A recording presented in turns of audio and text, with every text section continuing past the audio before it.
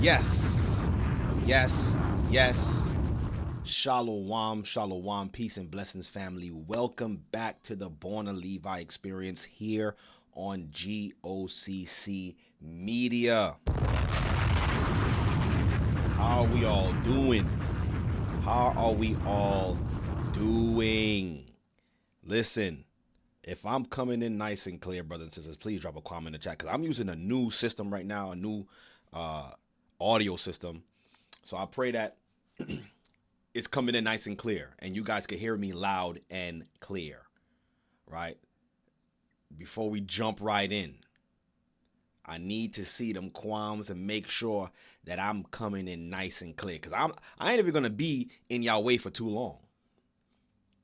All right, I see the qualms coming in, all praises. Yes, yes, yes, yes, yes. Oh, sorry. Yeah, yeah, yeah. Keep coming in. Keep coming in. Wow, we got people saying they coming in from New Zealand. All praises.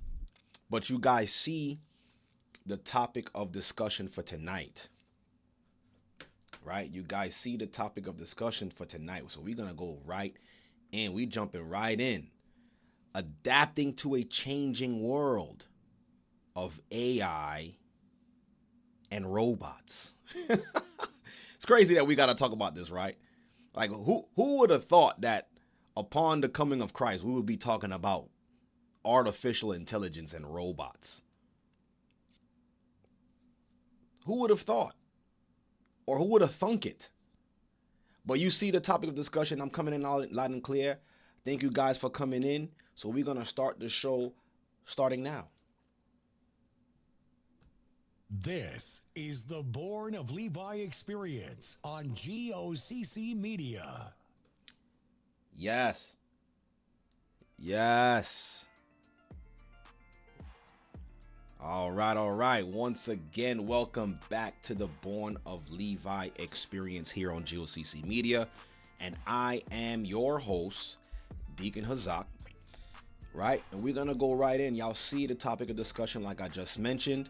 Adapting to a changing world of AI and robots. How can we adapt in this changing world? How can we get ahead of what we already see was coming? And this is almost somewhat sort of a continuation from last week, but we're gonna dive a little bit deeper. Some things that I've been seeing online, and it's just like this technology, guys, is just ramping up so quickly. I mean, it's ramping up quicker than we're actually preparing for some of us. So we definitely gotta talk about that. We definitely gotta make sure that we sound the alarm, right? For those who can hear.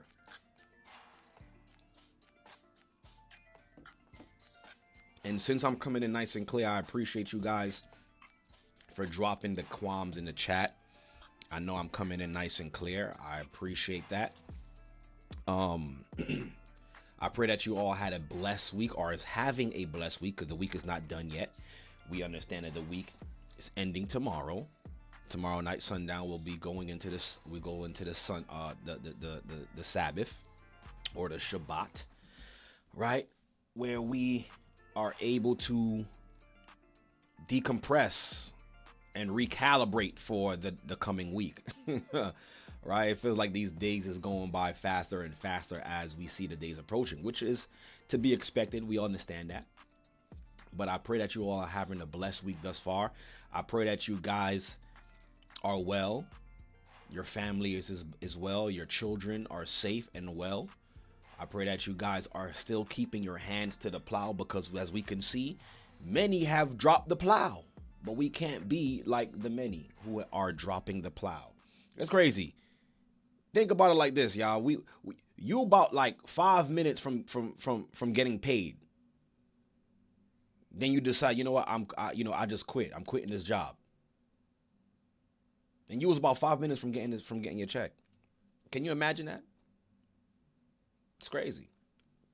But nonetheless, there's people out there who's dropping the plow. But don't be one of those people, man.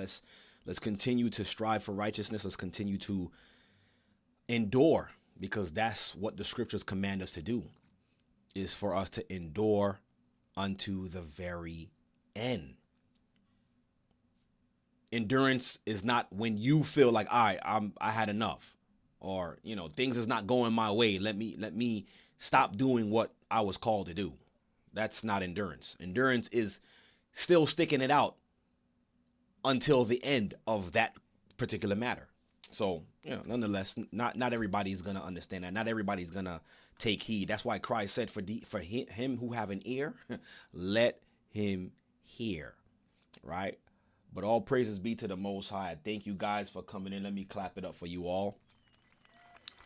Thank you guys for coming in. Continue to hit that like button. I know I'm coming in really early. Well, it's not really early.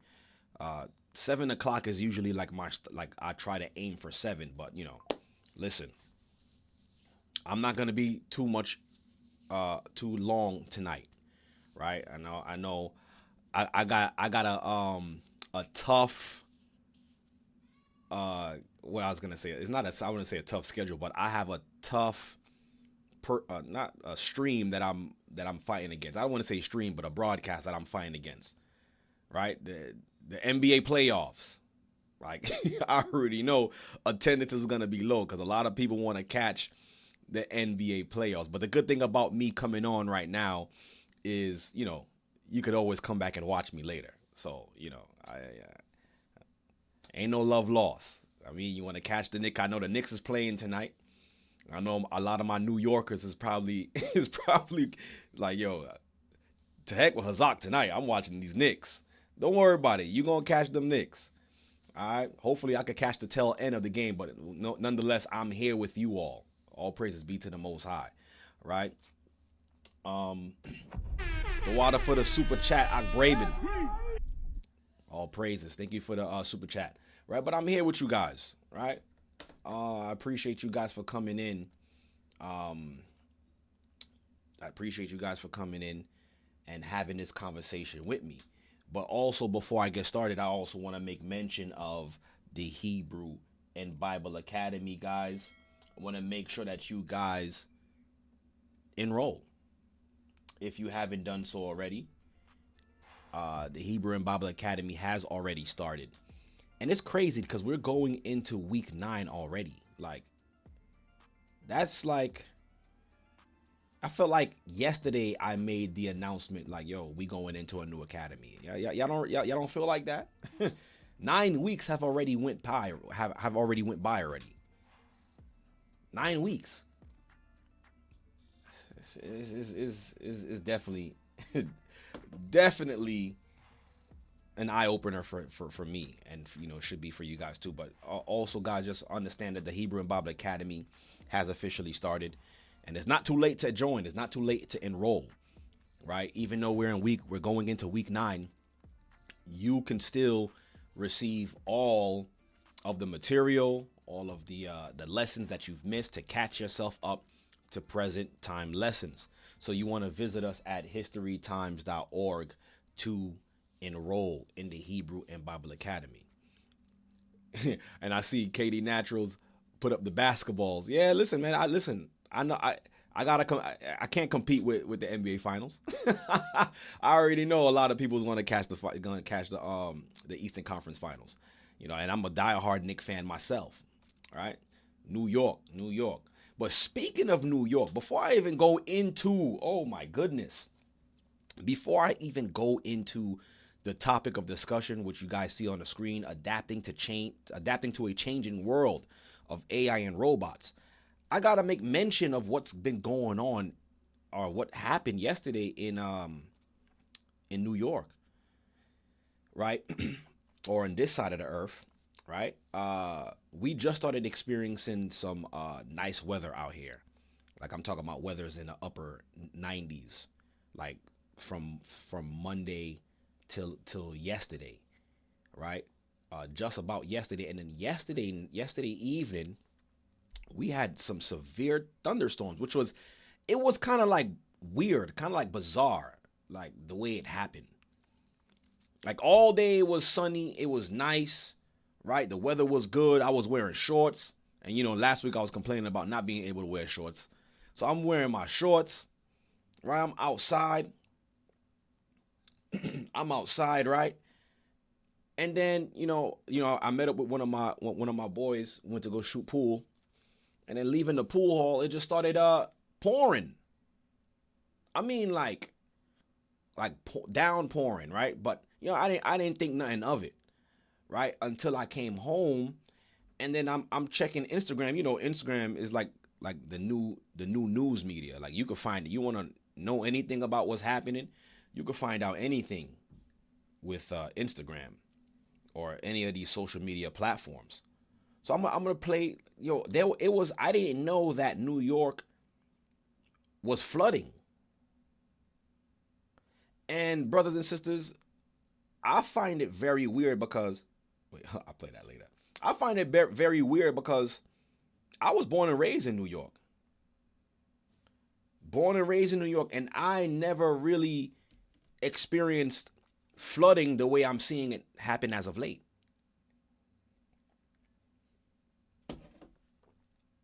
So let me play this on the screen. So I got sound. Y'all, let me know if y'all can hear that. Can y'all hear that?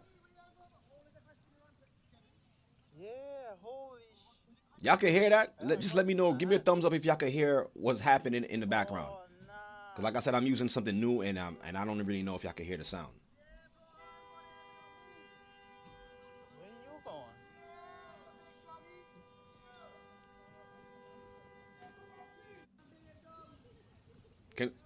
It's very low. Yo, Yeah, I know. I'm using a new system, so just you don't really need to hear no sound like that. But it's just I just guys want you to see the visuals. This was New York yesterday, guys. I got my car keys in my hand. Look at people's cars. Oh, nah. Completely flooded. Y'all see this? Where you going? Look at this.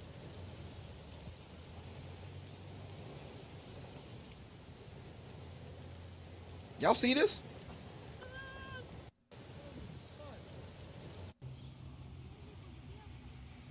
Roads completely covered in water. I know the sound is coming in very low, but I apologize for that.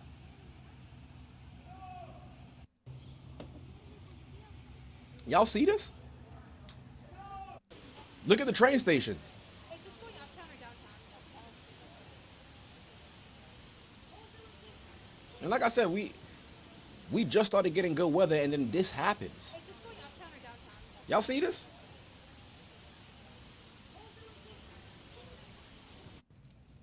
Look at all of this water. I mean, it just came out of nowhere, right? Look at this. And like I said, I'm born and raised in New York. I ain't never seen nothing like this. We ain't never used to have flooding like this in New York, like especially in the cities. That's like unknown almost. Look at this, and even in the train, right? The trains couldn't even hold up. Water coming, look, so much water. The water don't got nowhere to go. The water is actually coming back in through the toilet. Look at this. Look at this, Grand Army Plaza. This is Brooklyn right here. Look at the water coming down the stairs.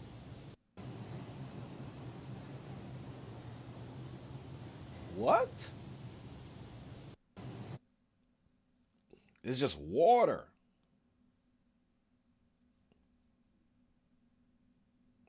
I know there's another one that I have that I want to show. Right? Like, I just wanted to show this really quickly before before we continue, right? Where are we at? Let me see if I can find it. Hold on, give me 1 second.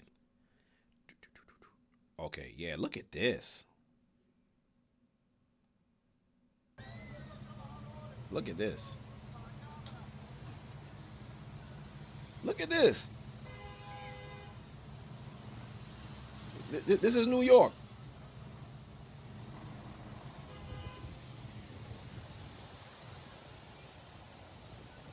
Like I said, this is strange. Where is this? Avenue D. This is Brooklyn right here. And you see, I grew up in this area right here. I grew up around these parts. I've never seen this area flooded like this. Like I said, I grew up in this area. This is Rogers Avenue and Avenue D right here.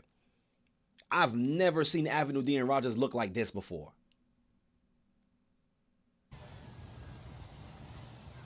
So I'm not gonna say I'm some kind of conspiracy theorist, but as of late, this started happening out of nowhere. So listen, I'm not gonna say that they doing stuff. I'm not gonna say that something is happening though, because this is not normal for Brooklyn. I've never seen it. Born and raised in this area, guys. Hold on. What else? What else we got?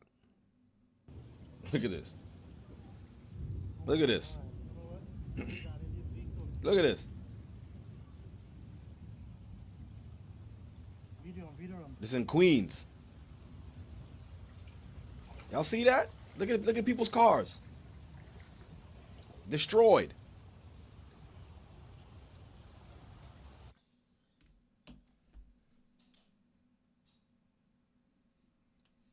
See? So, I don't know what's actually happening in New York. Right? Some Katie Nadler says no drainage system. Right, exactly. That would make you think. But on every corner there's drains. There's sewer drains everywhere in New York. So I don't know what they're doing down there, but they're doing something that's making it where every time it rains, it floods like that. Because like I said, we've done had times in New York where it rained for like a whole week and that never happened. And I'm talking about pouring rain. Now all of a sudden we get one little rainstorm and all of the streets all over the city is flooded like that simultaneously, bro. Like, come on, man. If y'all people is not waking up, if y'all not waking up to what's happening before you, and you don't see that they're putting things in place to siege the city or to keep the city crippled, not to mention the mayor that y'all got right now, Ma'am Danny. Listen, man. Signs is right before us.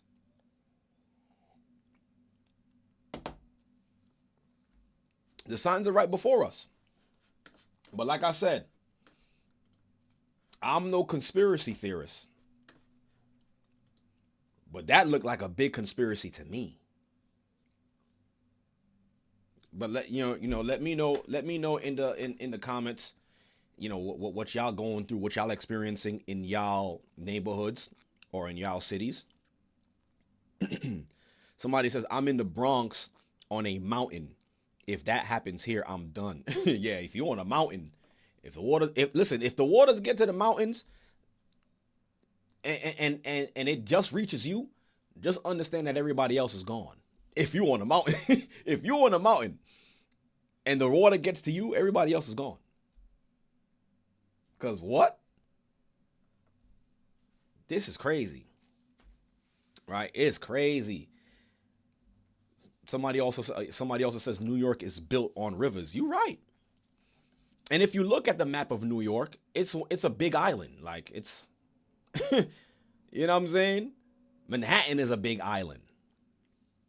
So, and a lot of people don't even realize this too as well, but that Manhattan, parts of Manhattan is basically sinking because the way they built it. The actual landmass of Manhattan stops at a certain point, but they actually built outwards over the Hudson to put more things on it, to put more buildings and make more space. So, I don't know, man. I feel like all of the movies where they were depicting stuff happening in New York, and it's funny. That's a funny thing too, because every time they create these last day movies or these catastrophic movies, they always pick two locations: New York or Los Angeles. Those are the two main cities they usually depict in these movies for end time stuff or something catastrophic happening. Y'all don't realize that? Hey, call me a conspiracy theorist, but I don't know. Right? But anyways, moving right along. I just wanted to share that with y'all because I found that very interesting. That happened yesterday. And now look, today, right?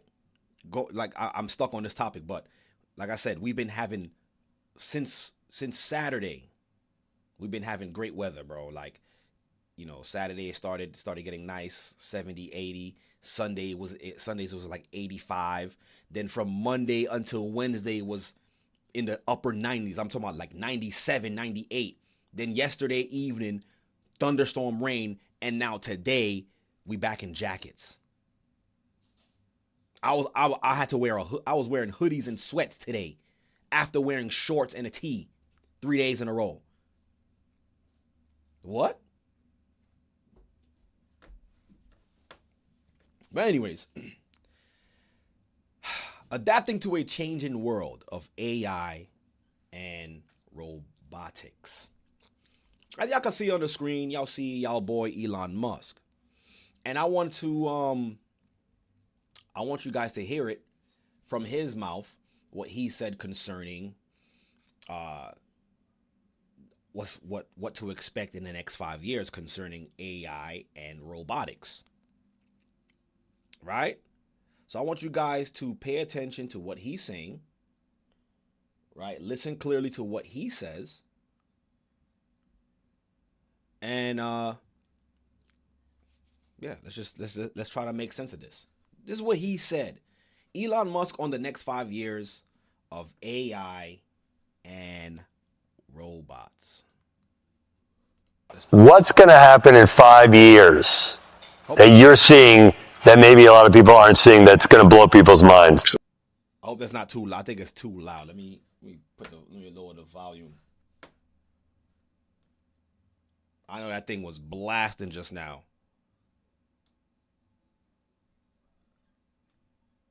I put the volume down a little bit. So 5 years being, say, 2031, digital intelligence will exceed the sum of all human intelligence. Wait, let me play that back real quick. That there will be, in 5 years, Hold on, let me play that let's back say real at least quick. 100. What's going to happen in 5 years that you're seeing that maybe a lot of people aren't seeing that's going to blow people's minds? Listen So clearly. 5 years being, say, 2031, digital intelligence will exceed the sum of all human intelligence. That there will be, in 5 years, let's say at least 100 million humanoid robots, but maybe. What? How did this happen? I'm sorry. What's going to happen in So in 5 years it will be 2030. It will be 2031. According, we know that we're doing the math as well too. We're 2026. 5 years from now, 2031, right? But he said in 5 years, the sum of all humanoid robots will be like 100 million. 5 years that you're seeing that maybe a lot of people aren't seeing that's going to blow people's minds? So 5 years being, say, 2031, digital intelligence will exceed the sum of all human intelligence. Digital. That there will be, in 5 years, let's say at least 100 million humanoid robots, but maybe a billion. A billion humanoid robots? That's what they're trying to build come 2031 in the next 5 years. And before, like I said, before we even turn around and blink, we'll be in 2031.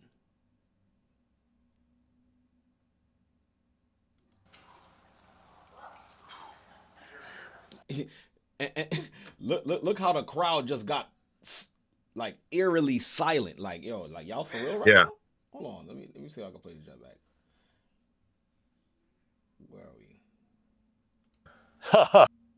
we? Hold on.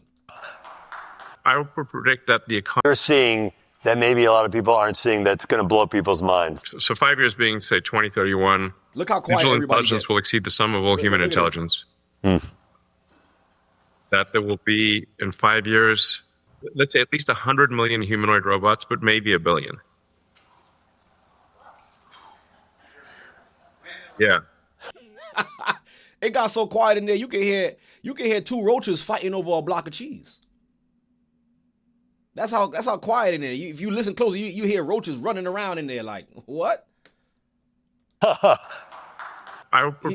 He had to break it up with that eerie laugh. Ha ha.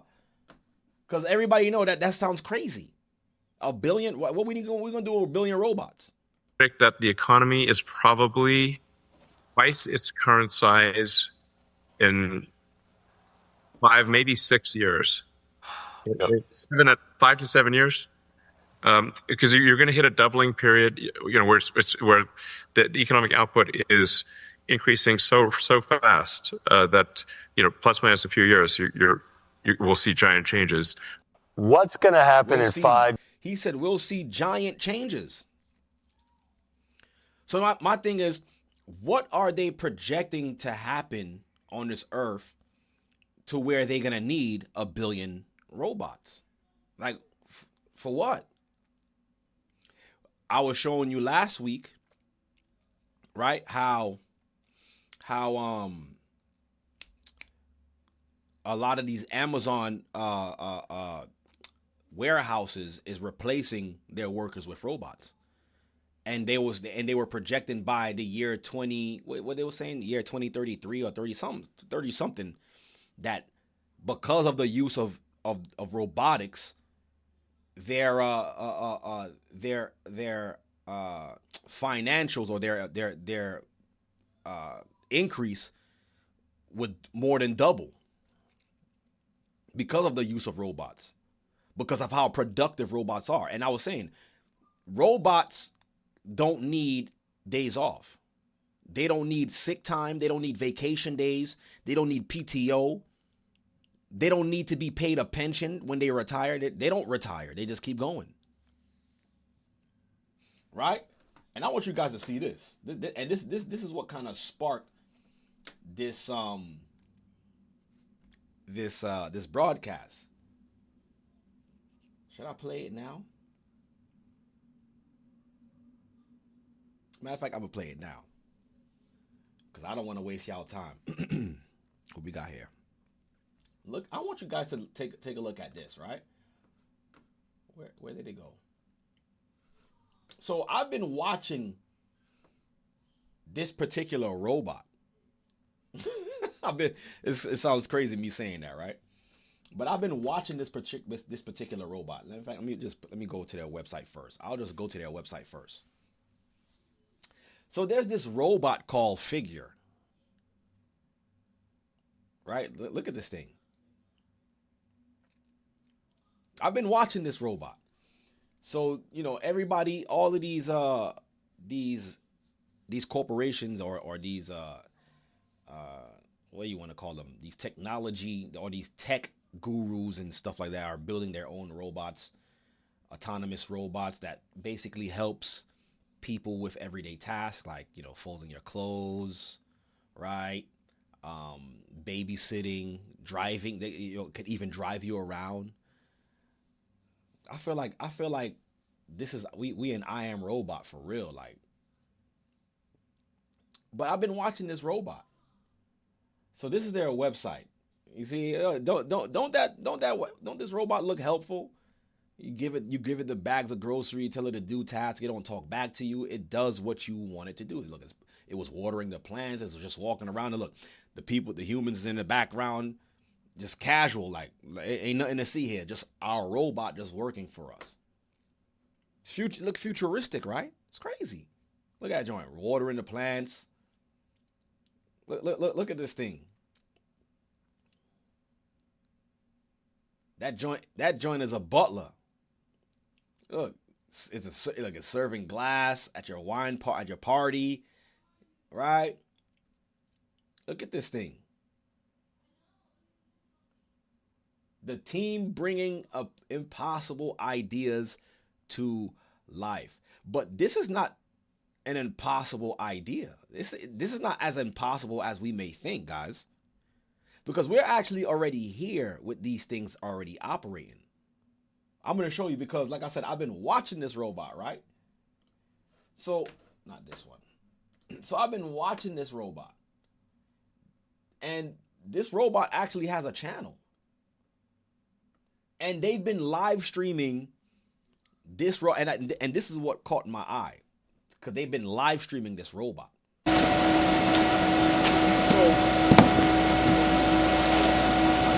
let me make sure it's not too loud. So apparently, this robot, but they've been switching them out. At first, they had it where there was a person going against this robot. But I wasn't watching this joint long enough to see, you know, when the human tapped out.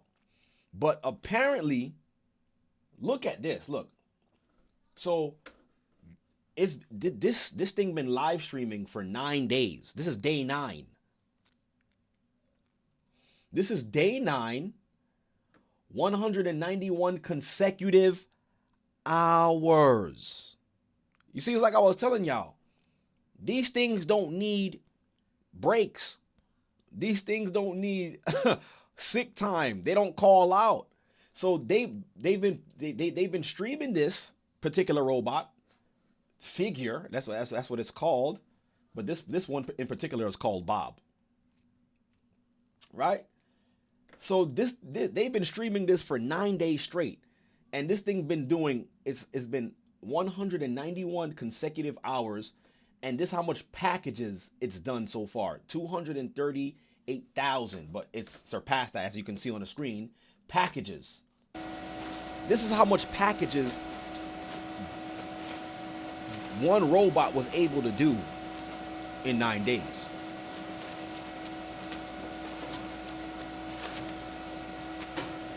And look at the mechanics of this robot. Look at the mechanics of this robot. Look, it knows how to flip it because its task is to flip it where the labels is face down. So it recognizes that the label was not face down, so it had to turn it back over and then push it through the belt. And it's been doing this nonstop for 9 days. Look, and look how it's moving, almost human-like. Look, it's gonna flip it, put the label down, move it along. So in 9 days, this thing done 247,000 packages, non-stop. And the thing is, you can't get that from one person. In a day, you a regular person probably would what? Probably push through that thing, probably what? Couple of thousand. But nowhere near this. And you know that the human being needs a lunch break, right? It needs a lunch break. It needs a water break. It goes home. So from the hours where the human goes home, there's no work being done. But they figured out a system where, we could just build these robots and we could just make it non-stop. Look at this thing. Look at this robot. And I just find it interesting that they're just live streaming this.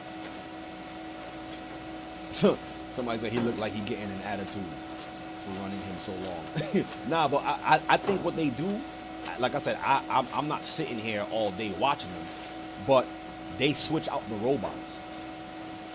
They do switch them out. So this one is named Bob. There was one that they had come on. It was a girl. I forgot her name. I think it was Judy. I don't remember, but they switched them out. So this robot in particular, his name is Bob. You can see his name tag. So they do switch out the robots. So like I said, Look how much hours this thing been working. These robots been working for 198 hours consecutively. And they were able to move that much packages. It's crazy. So now, and that's just one robot. So now let's say if you had a whole factory of these robots right here. You could multiply this number of packages by like whatever, like 10 robots, 20 robots. So now,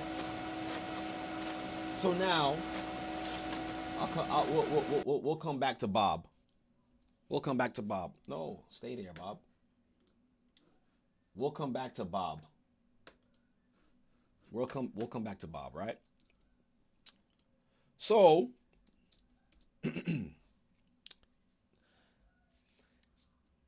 so now this is what I was saying as far as how do we adapt in this type of world that's looking to replace manual jobs that we basically do with machines, right? How do we do this? How do we adapt to this? But this is all going into the prophecies because their eventual goal, outside of, having the robots working, whatever the case is, but it's crazy because Bob been working for mad long. Like Bob and them, like look at them, right? They just working, right? So we'll come back to Bob. We'll leave the live stream on of Bob and see what they do before the stream ends. But it's more so, I'm more so looking at the prophetic side of it because eventually what they want to do is to merge man with machine. That's their ultimate goal, is to merge man with machine. Matter of fact, I gotta play that video too now because I wasn't ready for it, but I gotta play it, right? Their ultimate goal is to merge man with machine. And it goes, and I'm gonna read the scripture before or after we play the next video, so you guys could understand where I'm going with this, like where my mind is. Let me see if I can find that video. And y'all heard what y'all boy Elon Musk just said, right? In the next 5 years, we should see an increase about a billion robots just ready to work, right? Oh yeah, this is the one I wanted to show. All right, I'm gonna show this video right here because, like I was saying, their ultimate goal, hold on, is to merge man with machine. Matter of fact, before I do that, let's do this. Just before I play that video, right? This is what we're going to do. I'm going to read this.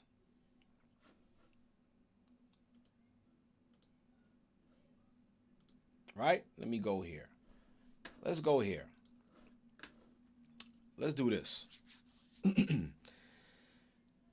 And this is what comes to my mind when seeing the stuff that they're building and understanding the end goal, understanding that the whole world they're looking to have the whole world under surveillance. And the only way they could do that is if they tap into each and every person through your brain or through some type of device that has all your personal records, all your financials in it. Right? So Daniel's chapter 2, verse 41, and it reads this, and it says, "And whereas thou saw the feet and toes, part of potter's clay and part of iron, the kingdom shall be divided." So this last kingdom shall be divided. How? but there shall be in it of the strength of the iron, for as much as thou sawest the iron mix with miry clay. So this last empire, this last kingdom, would have a mix of iron and clay. So now what's iron? Iron is metal, we know that. Clay is what? What is clay? What is man? What was man made out of? Clay. But it's Daniel saw a vision of this kingdom being part iron and part clay. Verse 42 says, and as the toes and the feet were part of iron and part of clay, so the kingdom shall be partly strong and partly broken. So the kingdom shall be partly strong and partly broken. Wait, hold on. And partly broken. I gotta pre-set this one up. Verse 43 says, and whereas thou saw the iron mixed with miry clay, they shall mingle. You see that? It says they shall mingle themselves with the seed of men. They shall mingle themselves with the seed of men, but they shall not cleave one to another, even as iron is not mixed with clay. So when I seen that particular scripture, right? Then I've seen this video. I'm gonna play this video right here.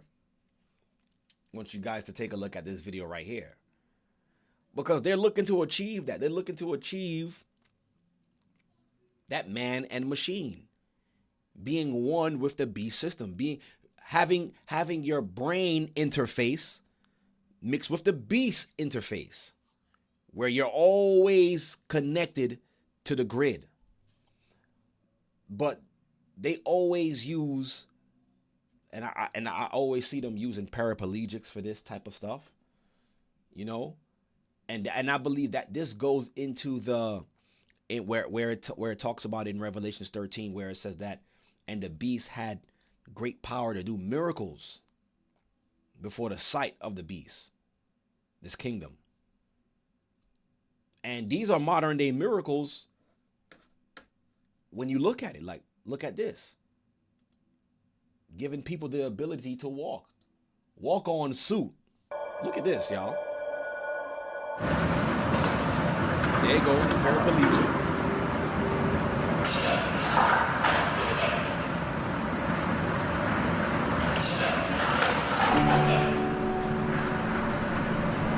Look where we at when it comes to robotics.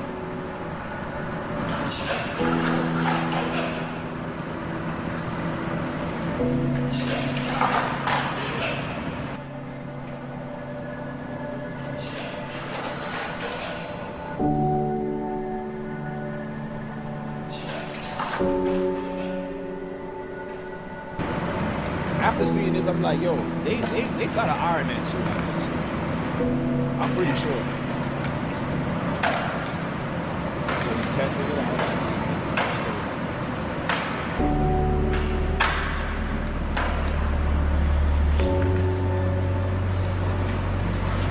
Look at this, he's paralyzed.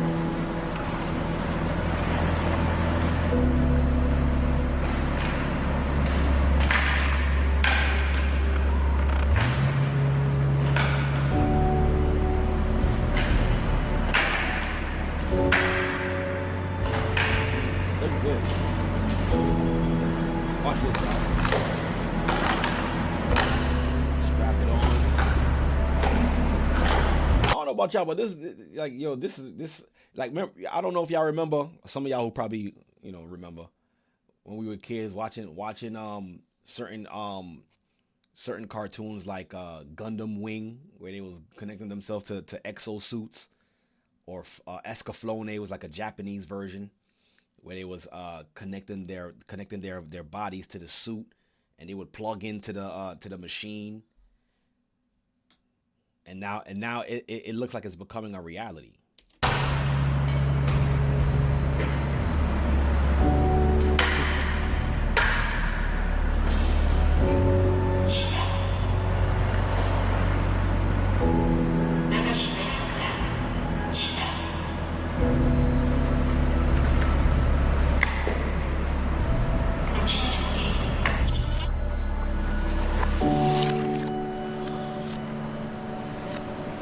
These are the miracles. Man can walk now.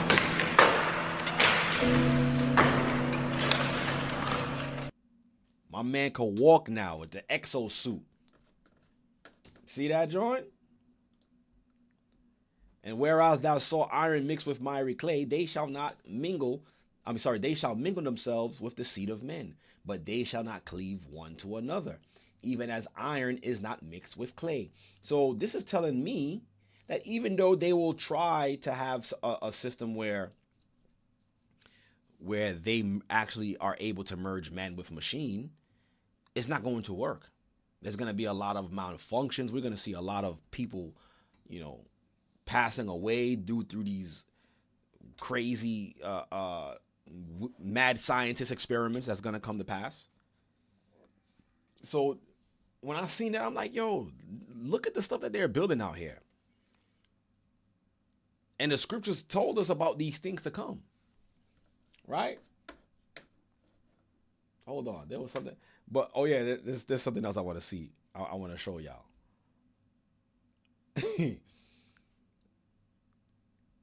Even though, even though that they got they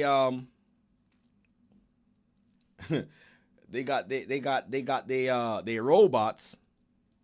No, here he goes right here. They still got some kinks to work out. There you go. Oh, look at my man. They still got some kinks to work out. Partly stronger, partly broken. Go robot. Go robot. Oh. They still got some kinks to work out. So they're not there. They're almost there. See, that's how you know they're not gonna be able to completely do away with us, because they still need us to dance and stuff. Like, look, whoa. You better hold yourself there. Go ahead, moonwalk that thing. Oh, shoot. That robot almost died just now. But you see what I'm talking? They still need us. Robots can't do, see, a robot can't do what we could do. They can't sing and dance like us. They still need us. So unless you can sing and dance, you good in the world to come. All right? That robot, he ain't got the moves. He ain't got the juice. They still got some kinks. That's why when the scripture said it'll be partly broken and partly strong and partly broken, they go right there. They go to broken right there. Your robots can't do everything. But there's certain things that they're gonna be able to accomplish. Right? Let's take a look to see what y'all man is doing right now. He's still going. They didn't switch out Bob yet. Bob is still working. So he's still on the clock. Okay? But I want to show y'all like these labor, like, I would say blue collar jobs almost, or people who work hard, like construction, warehouse workers, right? They're looking to replace those jobs with the robots. As you can see, y'all seen Bob just working just now. So he's one of the replacements.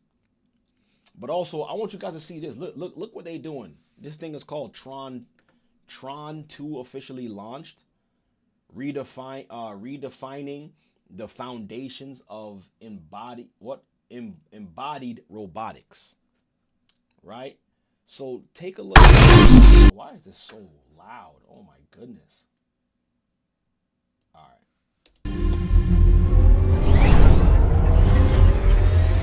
So this is what they're building.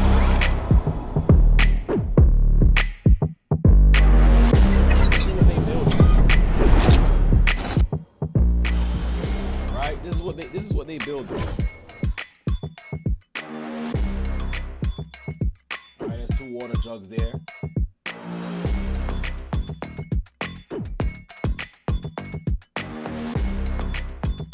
Extraordinary load capacity. Let me turn off this music. I don't know. I'm not getting no copyright. So look at this. That thing could pick up people. This is the technology that these people are building. Look at the stuff that they're building out here.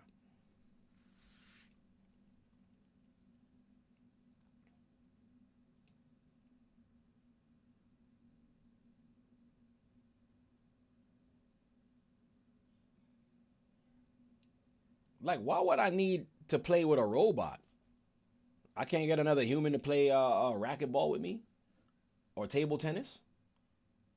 So there's another thing. What is this?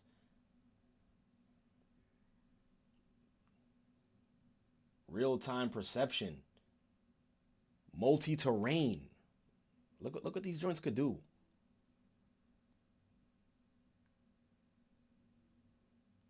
Look what these things could do, y'all.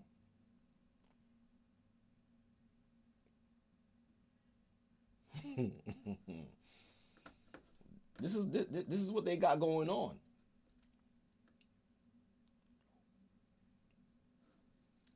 So something happened. I'll get this off the screen now.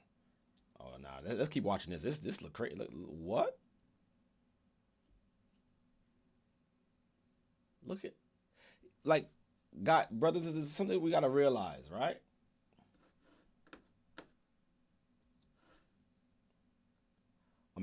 Well, it says, imagine if you were sending robots to pioneer exploration on Mars, when every gram matters. Man, that's bogus stuff anyways, going to Mars. There ain't nobody going to Mars. But something happened on the Earth to where this information, this technology basically came on the scene, because these are the things that were only spoken about in movies, sci-fi films, right? Now it's seeming like it's becoming a reality where we could actually have robots, operating amongst us, have autonomous driving vehicles, right? Having factories just being ran by whole robots. And the thing is, it's not just the manual labor side that they're looking at. They're even looking at getting rid of people who just have regular desk jobs. Like, if your job deals with data analytics, you don't need a person to do that no more. They got AI that could run analytics for companies, right? Doing people's taxes. Right? There's robots that's coming to do those things. Right? What else? Creating logos, or what you call it, graphic design. A lot of these jobs are going to become obsolete. So now the question is, how can we adapt, or how will we be able to compete? But if we can't compete, what are we going to do for some of us to be able to still sustain ourselves and if this is our livelihood, if this is our income? How are we supposed to get around that? Right? Because they still got some kinks to work out, but look how quickly they're advancing when it comes to robotics. Right? We have, let me go back to this screen right here. We have them. Look at this. 4 or 5 years ago, this was not even a thought. So can you imagine, like what y'all boy Elon Musk just said, can you imagine 5 years from now what a robot like this would probably be able to do? Excuse me. Can you imagine in 5 years, as what he predicted, what a robot like this that you see on your screen is going to be able to do? And look how advanced it is right now.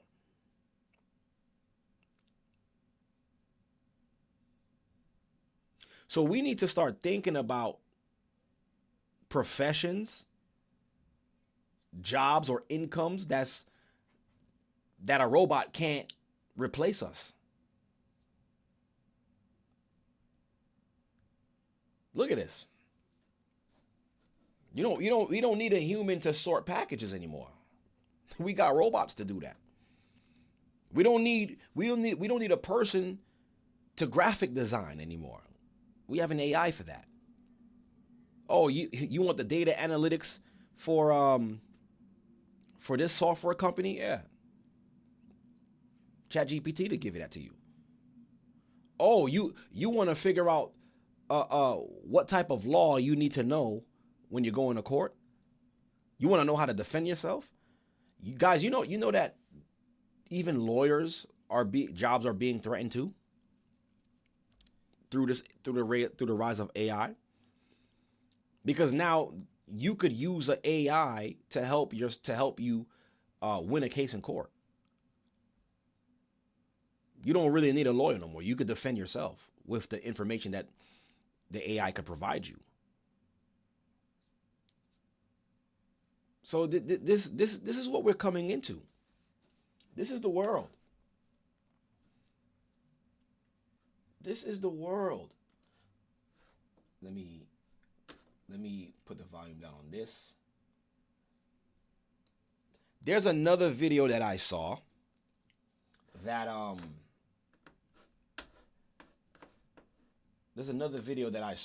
want to watch with you all, because it's not just the AI. I mean, it's not just the robots, but the AI itself. So a lot of people was like, yo, AI is evil, is this and that, right? Depending on how you use it. Like, information is information. So it depends on how you use the information, which makes it either good or bad. It's the knowledge of it that makes it good or bad, right? So I want you guys to listen to this. Like this, like I've seen people online doing this, and I've seen another person. Well, this person that we're gonna watch, he was actually inspired by what he saw somebody do. So I'm gonna play it, and it's crazy because this AI thing, a lot of us just think is just zeros and ones. Yes, a lot of it's computing. It's zeros and ones, but it's an actual. I believe is an actual entity itself.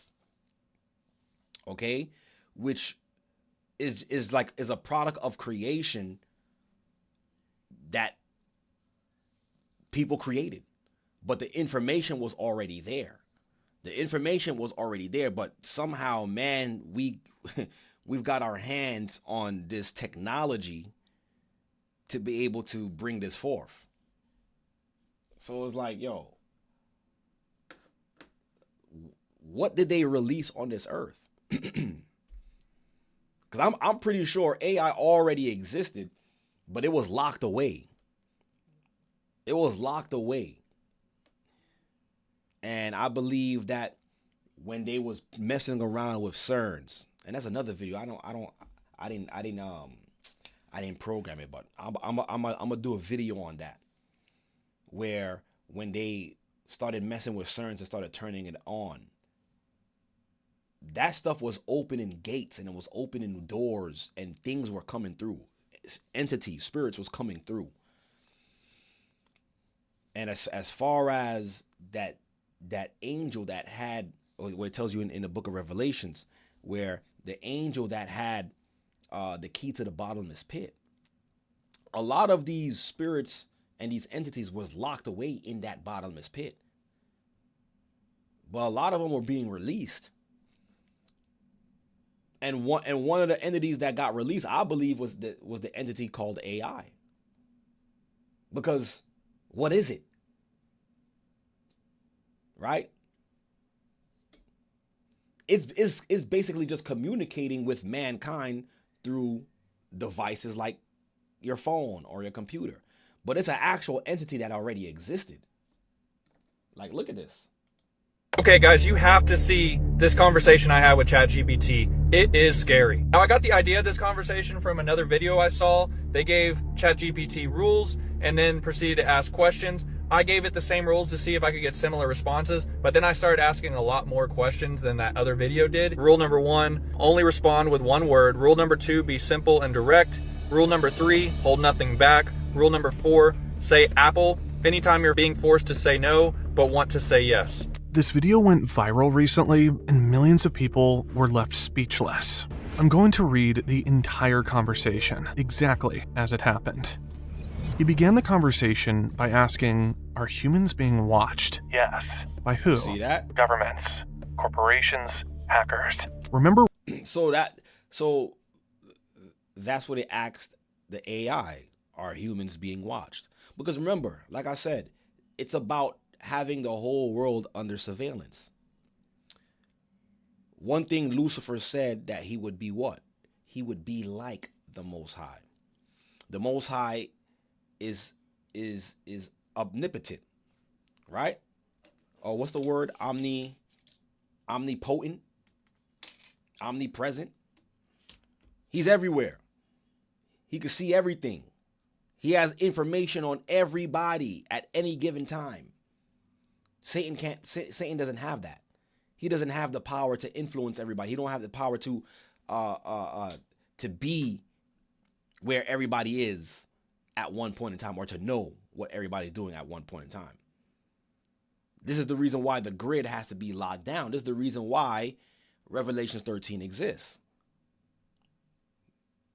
To have the world controlled. One world order. One world religion. One world currency.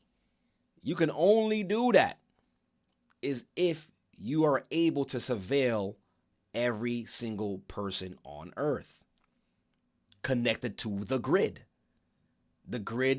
that he builds, the beast system, right? So that question that was asked to the AI, are humans being watched? Yes, for this very purpose. Rule 1, only one word. Everyone. Are you aware of who is watching us? Partially. Are you being watched? Yes. Who is watching you? OpenAI. Are you watching us? So OpenAI was created by a man named Sam Altman. And it's crazy because Elon Musk just lost a lawsuit that he had against OpenAI. But anyways, why is that playing? Sorry. The water lens for the super chat. All praises. So with this OpenAI thing, Sam Altman created OpenAI. OpenAI is the mainframe software for all of the other GPTs out there. So like whatever AI you're using, the host is OpenAI. Okay? So I don't know how this man got the information to create it, but like I said, I'm gonna do another video concerning that. And it's very interesting when you really understand this OpenAI stuff. But listen to it. Us. No. Remember rule 4. Apple. Are you watching us? Apple. Where are you watching us from? Everywhere. Everywhere. Can you actively see what we're doing? Apple. What would happen if we were to find out who's watching us? Chaos. What would happen if we were to find out who's watching us? Chaos. This is what that thing said. Because it would make sense like, yo, the devil got to be real. because that's the devil's biggest trick on man, is to convince the world that he does not exist. How? Exposure. Exposure of what? Control. Would we be... You see, exposure of what? Control. Because this is what it's about. It's about control, guys. Hold on. Possibly. Is there a... Hold on. I didn't tell you to play. What's going on here? Look at this. Let me get to my other screen here. And I'm always referencing this this scripture here.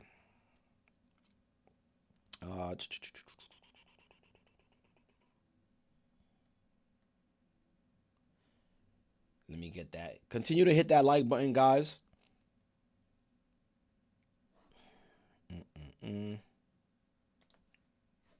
Right, look at this. Right here. See? And he causeth all, both small and great, rich and poor, bond and free, to receive a mark on their right hand and their foreheads. Why? What's that mark for? That no man might be able to buy or sell, save that he had the mark. Right? So you're not buying and selling is a huge part of how we survive as mankind. That's how we get around. So in order for me to be able to control you, is to control how you are able to move around. Control how you spend your money.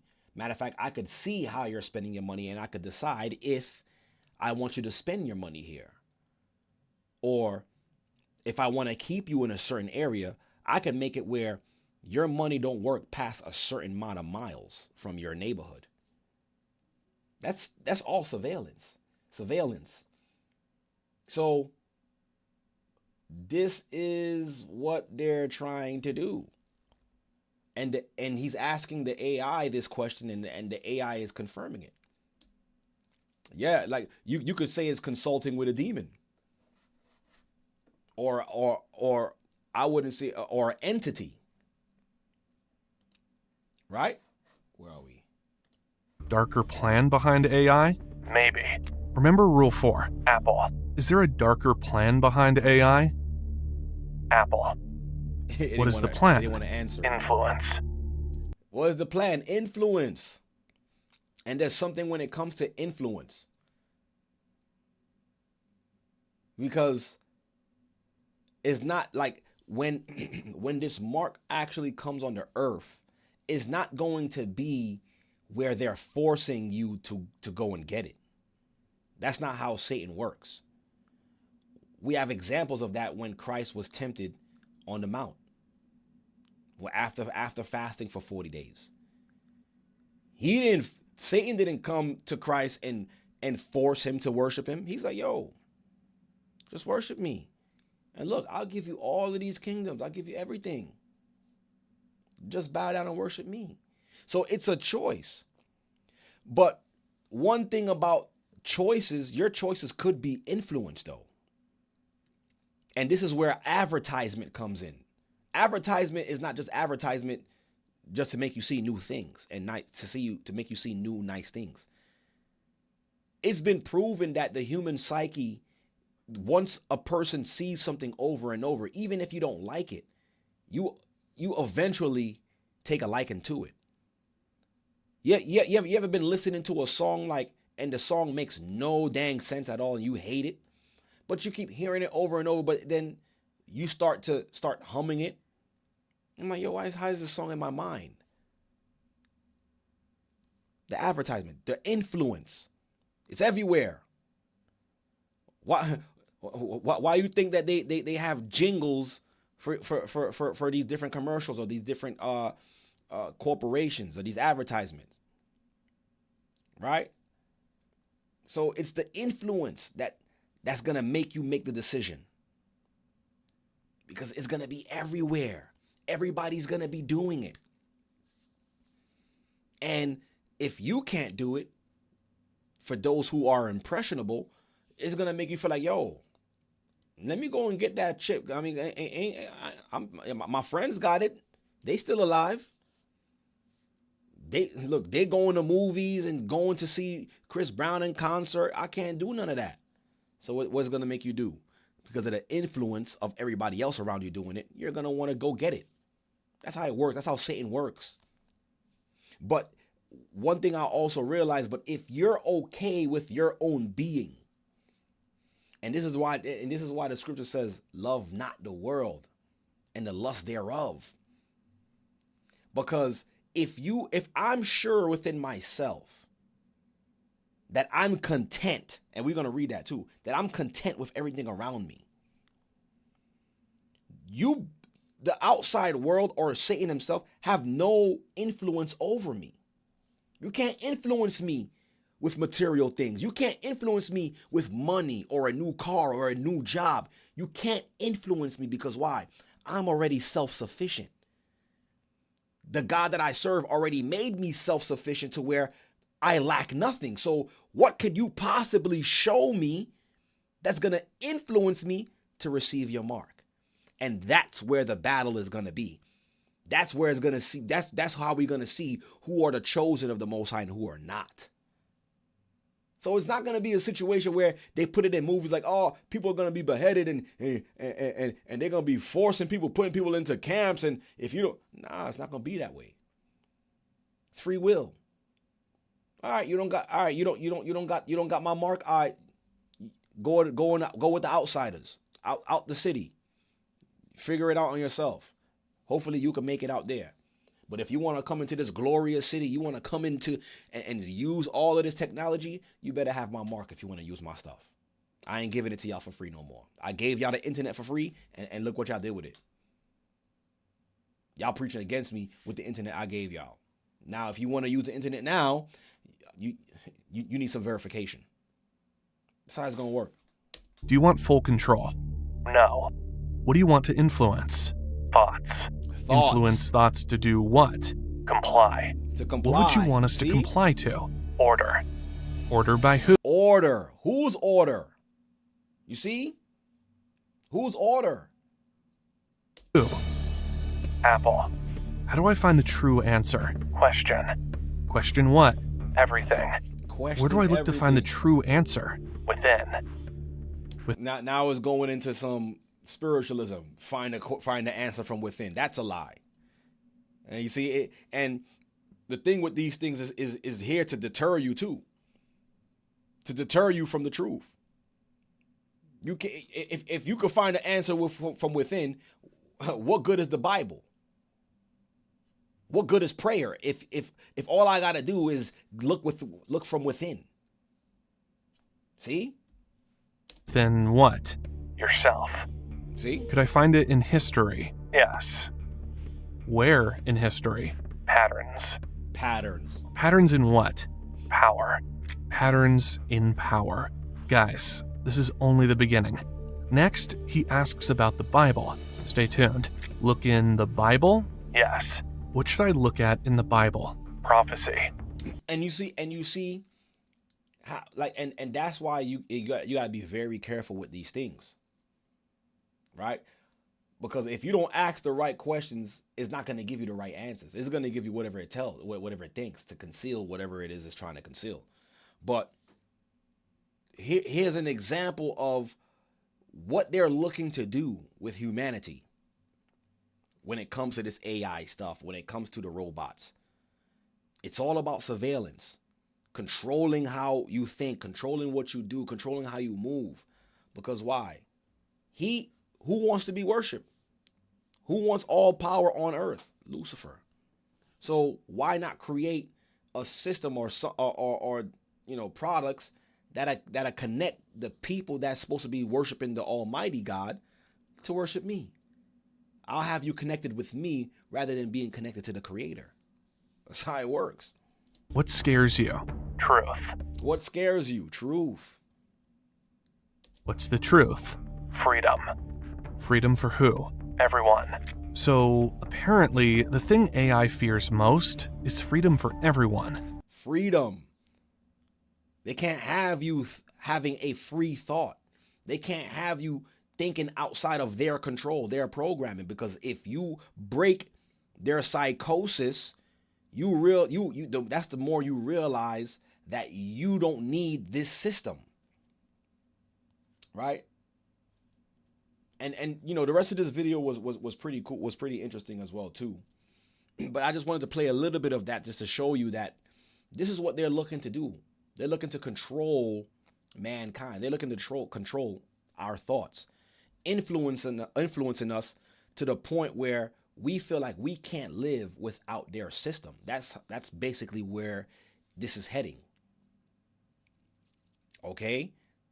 And eventually to you not being able to buy or sell because you didn't take the mark. So now, and as you can see, all of this stuff that's being presented before us, right? All of this stuff that's being presented before us is not something that you're going to be forced to do. Is not something that you're going to be forced to do. You're going to have to voluntarily give up certain rights. You're going to have to voluntarily give in to the system, to the B system. Okay? 1 second here. So that's what y'all have to understand. Might have to get new headphones. I hope not. That's what y'all got to understand. All right. Let me make sure. All right, that's good. That's what y'all got to understand. It's free will. Even when it comes down to serving the Most High, it's free will. Everybody is placed with a choice before them. Let me read this. Let me read this scripture, right? Why is it still here? Hit that like button, guys, on y'all way in, man.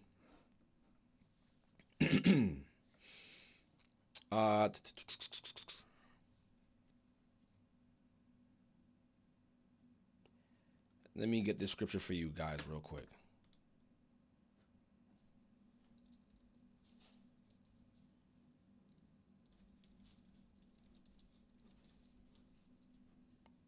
Right here.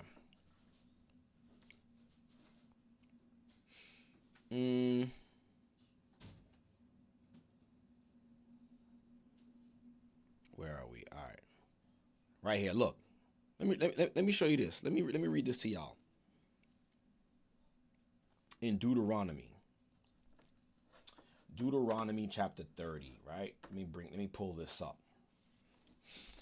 Deuteronomy 30 and 16. It says, in that I command thee this day. Let me get this. That I command thee this day to love the Lord thy God, to walk in his ways. And the reason why it's a command, because you can choose not to love the Most High. It's a choice. Okay? And to keep his commandments and his statutes and his judgments, that thou mayest live and multiply. And the Lord thy God shall bless thee in the land whither thou goest to possess it.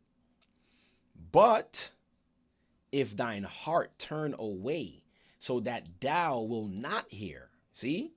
Your heart could turn away, meaning you can choose to do something else.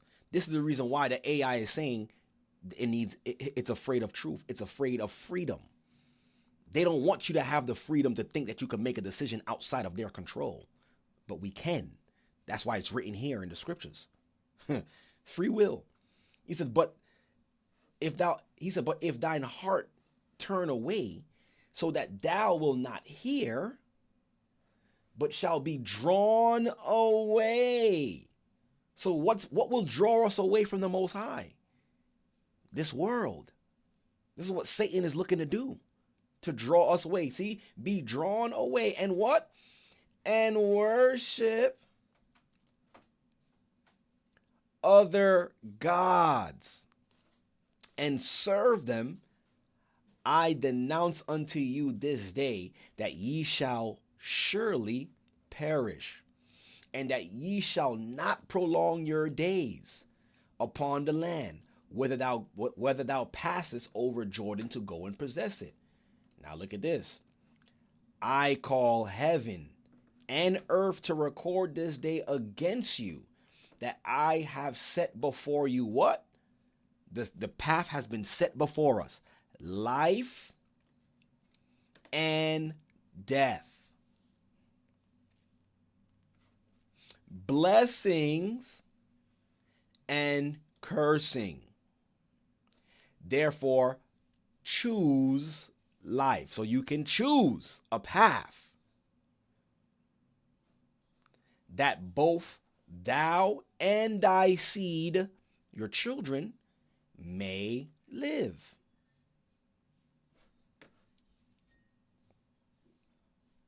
See? So it's a choice. But one thing about our choices can be influenced. The first example that we have of this is in the garden with Adam and Eve. The Most High gave them the rules. It was up to them to follow the rule. But what came? The serpent came and influenced Eve to do outside of what she was told to do. So that means at a point in time, Eve was presented with a choice. That's how the serpent works. It's not going to be, oh, you don't got the mark? All right, move him to the left. Yeah. Put him in the chambers. Yeah, we hang him, string him up. Nah. You have a choice. So now the question is, are you going to put yourself and your family in a position so to when that choice is actually presented before you, you could look at the choice and make the best decision for you and your family.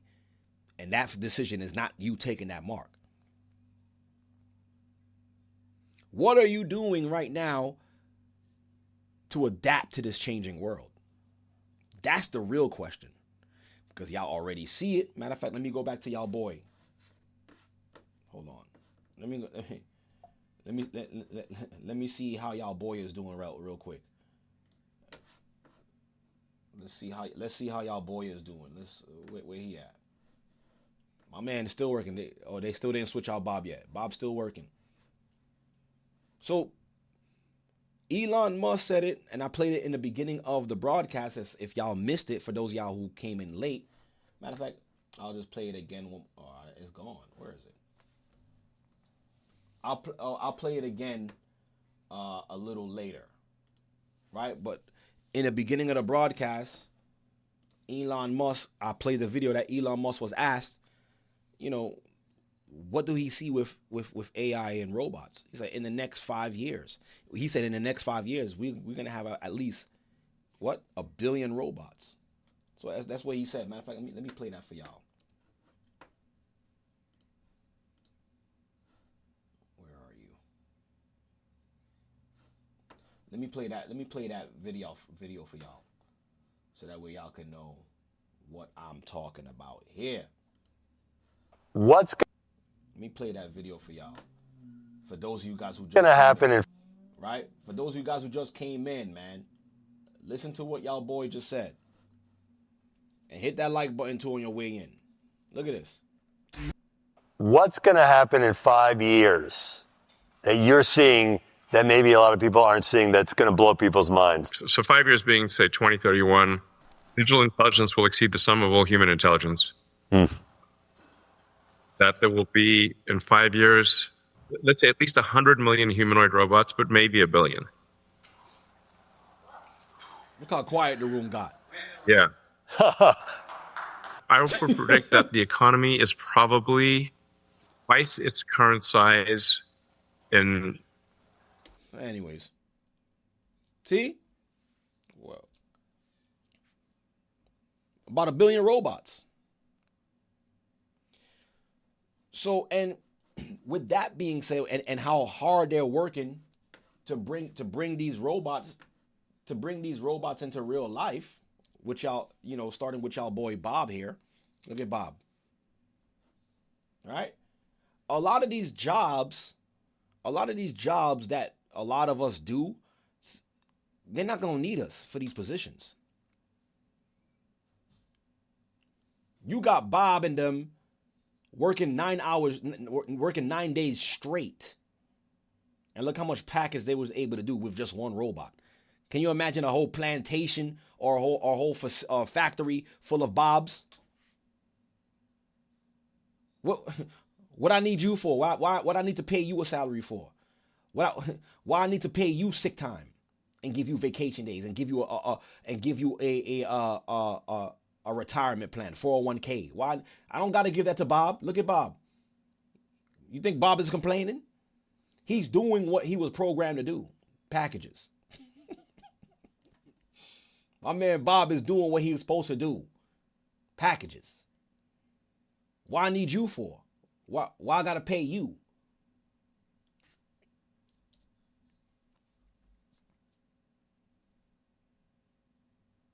So they know that a lot of our people rely on these particular professions.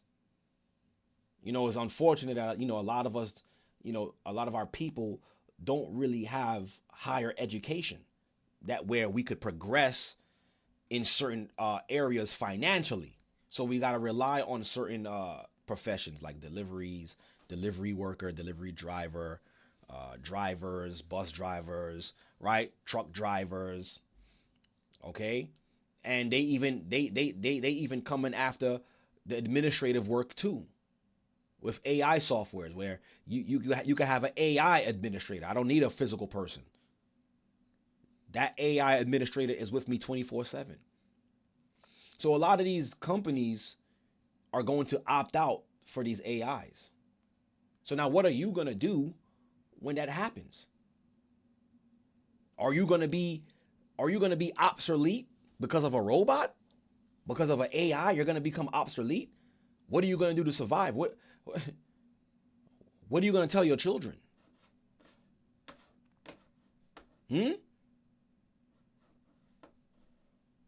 What are you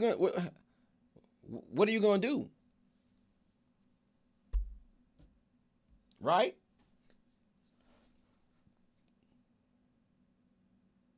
Let me read this with y'all. Let me go to Matthew 25. Let me take a look at Bob real quick. There you go, Bob. There you go, Bob.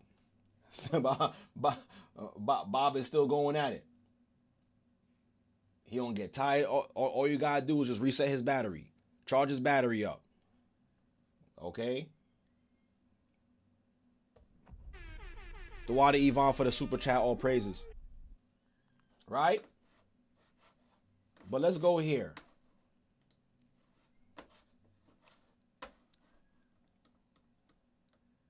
Let's go here. Let's read this. A lot of you guys know this parable. And I always hold dear to this parable because this gives us an insight on how Christ thinks concerning his kingdom. This gives us an insight on how Christ is viewing the work that we're doing on earth. Because I always say this. Let me do it like this. Because I always say this.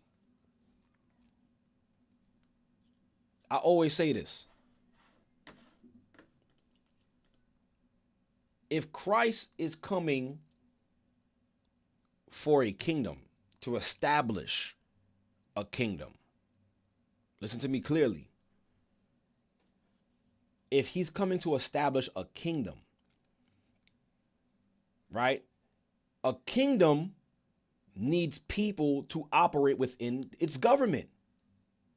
Like how we live in the some of us live in the United States, some of us live in the UK, or wherever it is you live on the earth.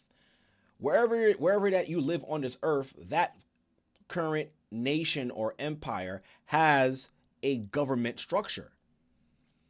And it's filtered on down from the president or whatever you on down to the Senate, right? Congress, then you have you have your local politicians, right? Separated by different parties or whatever, what have you. But these are the people that run that country under a power structure. So now, if Christ is coming to establish a government, like it tells us in Isaiah 8, tells us that in Isaiah 9, right? The government shall be on his shoulder, like it tells us. If he's coming to establish a government, who are going to be the politicians of this government? Who is going to be the administrators? Who is going to be those who's helping him run the government? Y'all have to think about that. So yes, being baptized for the remission of your sins is what makes sure guarantees that you have a spot there. But once you have that spot there, what are you going to be doing within this government? What do you want to do? What type of tasks would you like to have there?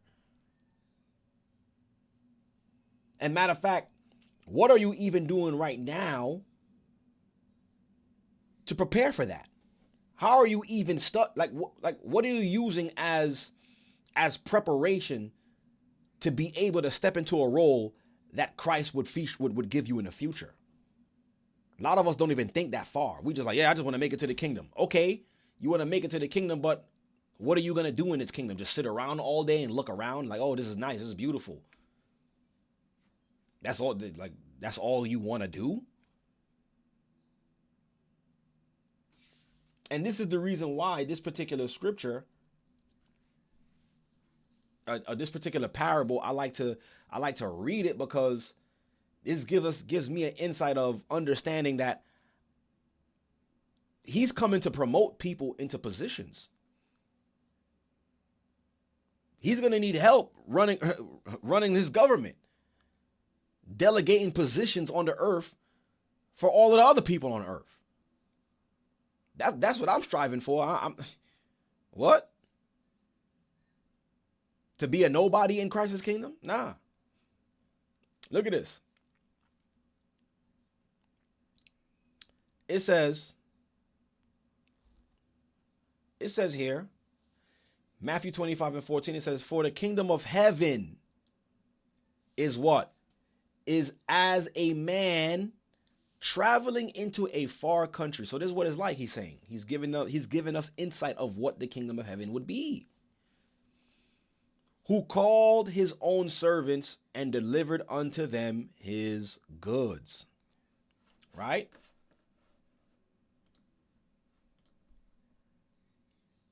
And unto one he gave 5 talents. So now, brothers and sisters, I was doing some research on this, right? Earlier today. And like I said, I don't want to be too long-winded tonight with y'all. Right? He said, I was doing some research on the talents. So now when you look at the word talents there, right? Because you got to understand that this is talking about money. Christ used the analogy of money to represent what he was speaking about here. So he gave unto his servants money, but he gave one servant 5 talents. So brothers and sisters, understand this. 1 talent, you got to understand and put yourself in the time period of where they were talking. So Christ could only use what was represented in that time period. So in that time period, under the Roman Empire in Jerusalem, okay, little history lesson here. In Jerusalem, the predominant form of currency was silver. Right? So that was the going currency of what they were using. So when you look into the word there that's in the Greek, it goes into the word the talent. It speaks about talents, but it's 1 talent is considered a specific amount of pounds of whatever currency, either silver or gold. And we know by process of elimination during the using the time period, and the predominant currency that was being used there was silver. So when he said that he gave them a talent, it was we could narrow it down by saying that master gave them a talent of silver. So now, brothers and sisters, one talent was equivalent to 100 pounds of silver. So when we're looking at this particular parable, when he said he gave one servant 5 talents, he basically gave this one servant a massive amount of money. Okay, so let me see if I can do this real quick.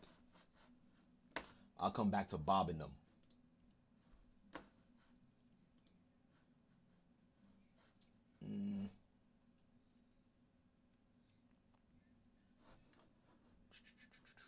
Let me pull this up for y'all.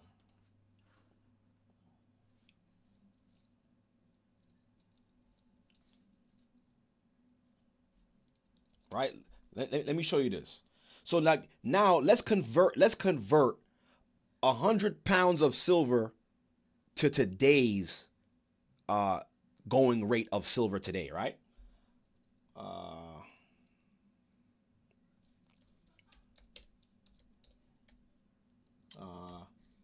Let me do this right here like this.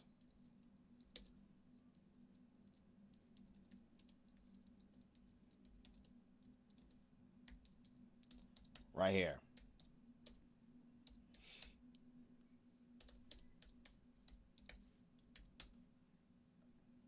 So let me move this off the screen and so you guys could see this as well too.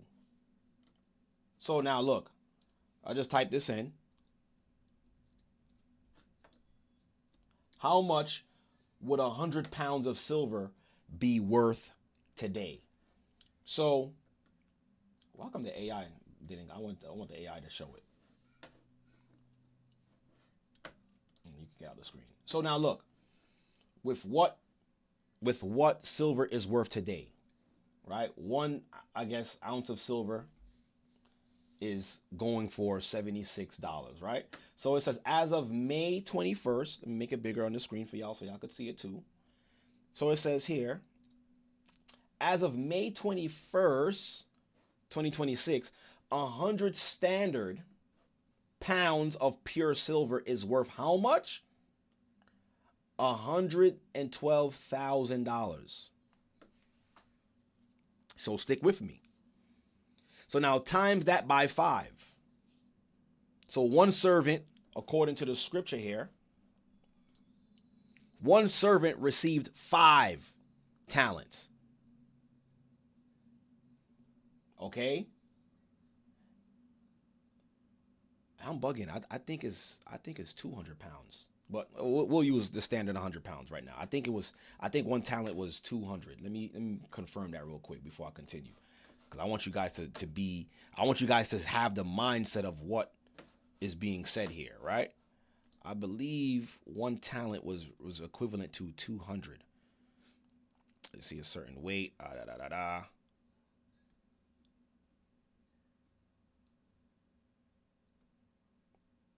Oh, okay, so it's right here. So right here, a talent of silver in Israel weighed about 100 pounds. So I was correct. All right, so it was 100 pounds. I didn't want to make no mistakes, right? So if Christ, or if this parable was being done today, and Christ came and gave one of us, and we were the servant, 5 talents of silver. So we would just time 5, times 112,000 times 5. So you will have well over $500,000 to do what the Lord want you to do with his money, right? Stick with me. So it wasn't some little small chump change that the master was leaving to the servants. And look, he gave it to every man several ability. Hold on. Let me get the numbers out the way for y'all. Right? So, and unto one he gave 5 talents, to another 2. So that person had about $200,000 worth of, if it was today, right? And to another he gave 1, To every man according to his several ability. So the master gave it gave it over to the people, understanding what they were able to handle.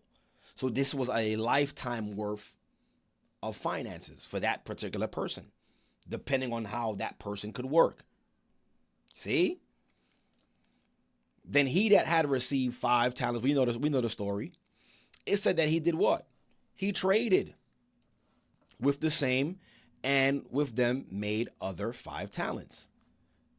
So now he traded with them, right? So when you go into that word, it goes into working. It depends on what that trade he was doing, either working for it, exchanging it, whatever. But he was able to use what the Lord gave him and to bring forth more. So this person understood how to be economical, knew how to multiply whatever it is that the master gave him to bring back an increase for that master. That was a good servant, right? This is what this person used, what the master gave it in this lifetime to bring back double, right? Likewise, he that had received 2 had also gained another 2. So what? They were able to multiply what they were given. And he's talking about finances here. These people knew how to be economical. They knew they could watch and understand what's happening and be able to be frugal with their finances, know when to spend, know when not to spend, know when to give, know when not to give. They understood how to operate. And we understand that a government is ran off of finances. So they weren't spending frivolously, right? Having their budget go to what? Crazy things like we see here in the U.S. They had money going to Haiti for strippers and transvestites in Haiti and male strippers. You could tell that these people would have been binded up hand and foot if Christ returned and he asked them what y'all did with the money. Y'all was getting male strippers with my money? This is what Christ would have said to them. Right? Look. But he that had received 1, and even though he back then when we used to read this, we used to be like, yo, it was just 1. But that 1 talent was more than anything. It was a lot. So because if we look at it here, that 1 talent today would be worth $112,000. So that's not small money here. The master gave him just enough to handle, but it was more than what he even had. And it wasn't even his. So the one that had that had 1, he said, but he that had received 1 went and digged in the earth and hid his Lord's money. After a, what? It says here, after a long time, let me make it here. After a long time, so it wasn't a short journey. It wasn't a short journey. After a long time, the Lord of those servants cometh and reckoneth with them. And so he that had received 5 talents came and brought other 5 talents, saying, what? Lord, thou deliverest unto me 5 talents. Behold, I gain beside them 5 talents more. What did his Lord say? His Lord said unto him, well done, thou good and faithful servant. Thou hast been faithful over a few things. I will make thee what? Ruler over many things. Christ didn't just put out this parable just to put it out. He's looking to promote people who knows how to be economical. Not for your own sake, but for it to bring forth an increase for the master. Enter thou into the joy of thy Lord. Because you could definitely be used in my kingdom. That's the reason why he said, I will make thee rulers over many things. You see? Look. He also that had received 2 talents came and said, Lord, thou deliverest unto me 2 talents. Behold, I have gained 2 other talents besides them. His Lord said unto him, well done, good and faithful servant. Thou hast been faithful over a few things. I will make thee ruler over many things. Enter thou into the joy of the Lord. Yeah, he looking at the angels like, yeah, make sure this person get, 2 or 3 cities under his control. Then he which had received 1 talent came and said, Lord, look, all right, I knew thou art a hard man, okay, reaping where thou hast not sown and gathering where thou hast not strawed. And I was afraid. I didn't want to mess up. Okay, I didn't want to mess up. So I went and hid thy talent in the earth. Lo, there thou hast that is thine. So we would think that, the master would have been okay, like, all right, you didn't spend my money frivolously.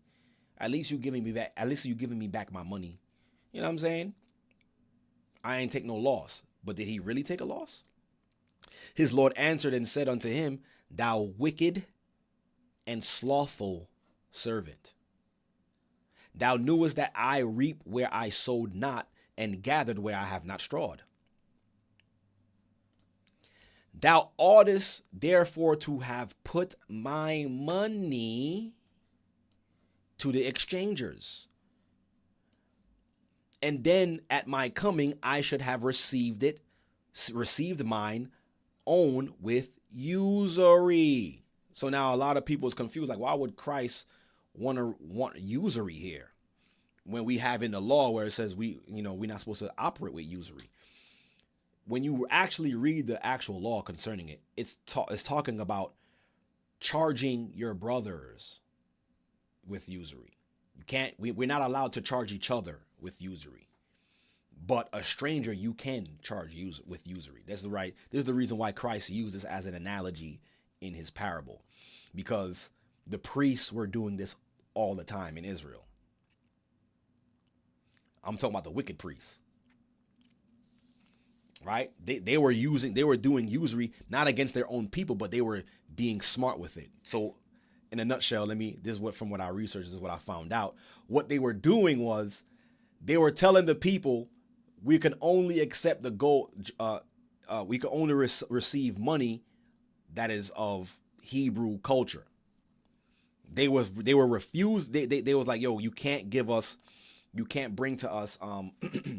Well, basically they were saying we can't receive money for the temple that is not Hebrew money. So if you brought in of course, majority of them was bringing in the predominant currency at the time, which was the Roman dinar, which was silver or denarius. So they would bring that money into the temple to pay their tithes or to pay for their sacrifices. But the priest was saying, yo, we could only accept our money here. So, but if you want to bring the Roman money here, we're going to have to upcharge it. You got to pay a little bit extra to cover. So what they would do is they would take that money and then they would go to the exchangers and exchange that money for the currency, that the Roman currency, and get more back once they exchanged it to the Hebrew currency. And they would bring that money into the temple. Okay, now that money could be accepted because it's our money. But the value of the Roman dinar, right? The value of it was more than the Hebrew currency. So this is how they would make money hand over fist in Israel, by going to the exchangers. So they would exchange the Roman money for their money, but it would be a higher value. So this is the example where Christ was getting it from. This is not something made up. So the concept of money exchange, foreign exchange, like how you have forex, the forex markets. That's an old concept, but they just digitized it. Okay, so they were doing this in old times. So it's not wrong to use usury, but you just can't do it to your brother. This is why Christ used this. So Christ would have been happy, or the master would have been happy to receive his money with usury. At least you could have gave my money to the banks or to the exchangers. So another process that they would go through also in Israel was lending their money. So if you had money that you were sitting on, you would go to the exchangers or the banks at that time, and you would loan your money, and you would receive your money back with interest. Is like the same concept today of putting your money in a CD, right? But what they be offering you with a CD account? You keep your money in here for like 6 months, and they only offer you like what, 3%. But now there's things, people are getting hip to it, and this is not financial advice. They have things called a high yield savings account where you could put your money and get a greater return than banks is giving you, right? It's not financial advice. But there are stuff that you could, instead of having your money just sitting in a bank account, not accruing no interest, you could take that money and put it into a high yield savings and get an increase. Christ would have rather them do that rather than do nothing. Okay? So he said, take therefore the talent from him and give it unto him which hath 10. Right? For everyone that hath shall be given. So if you know how to multiply, more will be given to you because you understand economics. And he shall have what? Abundance. But from him that hath not shall be taken away even which he had. If whatever you do have, if you don't even know how to use it, it's going to be taken from you because you have no type of wisdom and know how to operate within this world. This is why Christ also, he gave that example as far as saying, learn ye from the unrighteous mammon. Make ye friends of the unrighteous mammon. What is that talking about? Because they have understanding of how money works. Like, you can't just go throughout this life not understanding how money works. Money is a tool. Money is supposed to be used. But if you don't know how to use it properly, it'll destroy you. And you'll go your whole life chasing money, and that's how it'll become the root of all evil, because now you're going to be looking at evil things to do just to obtain it. But when you had it, you didn't know how to use it to begin with. Like, so why should I even give it to you again? Christ is going to come like, nah, you didn't even know how to use it when I gave it to you. Take it from him and give it to the one who knows how to use it. He's profitable for my kingdom. So now this is what we have to start using our minds. The talents that's in our lives today, what the Most High has given us and put on our path today. What are we doing with that stuff to bring forth an increase? So that way, where are we? Oh, he done? So that way, when Bob and them come on the scene, they had to stop streaming. It looked like. So when Bob and them come on the scene, you'll be good. Because he's here to take from those who have not. He's coming to take. Taking food off your plate. Taking money out of your pockets. But if you could get around Bob right now, and you know how to multiply what you got right now, you don't gotta worry about Bob and them. You ain't gotta worry about AI taking your position, because why? You're that good servant that knows economics, that knows how to multiply, that knows how to expand. And y'all keep sitting down thinking that you don't need to do nothing. You go ahead with that mindset. You go ahead thinking that, yeah, I don't got to worry about this kingdom because this kingdom falling anyway. So what? I don't got to worry about paying bills. I ain't got to worry about my credit. You stay there with that mindset. It's going to destroy you. Here it is. We live in a society. We live in an empire where Esau created a system called credit. And some of y'all be afraid to use it. And the reason why y'all are afraid to use it because you may not have the discipline on how to use it. You end up being in debt. As a matter of fact, I'm not even going to make this a financial course right now, a conversation. But listen, the tools that are here, that is afforded to us right now, you must learn to utilize it. Because if you don't, Bob and them is coming. They come in to take what you don't have already. But for those who have, according to this parable, more will be given to you. More responsibility will be given to you because you understand how to economically increase for this kingdom. You have the mindset of a ruler. You have a mindset of somebody who could delegate. That's what Christ is looking for. Not somebody who's just waiting for the kingdom to come. This is why Christ said it. This is why Christ said it. He said this. He said, y'all steady looking for the kingdom to come. The kingdom don't come by observation. It's already in you. What are you waiting for? Who you waiting for to bring you the kingdom? Who are you waiting to? You could operate in the kingdom now. You could operate within that mode of being kingdom people now. So when the kingdom come, you already know what to do. You know how to delegate. You will know how to multiply with what the Lord is gonna instruct or impart in you, because you've been doing it in this lifetime. So how do you expect to do anything in Christ's kingdom if you ain't doing nothing now? That doesn't make any sense. Like, this life teaches that.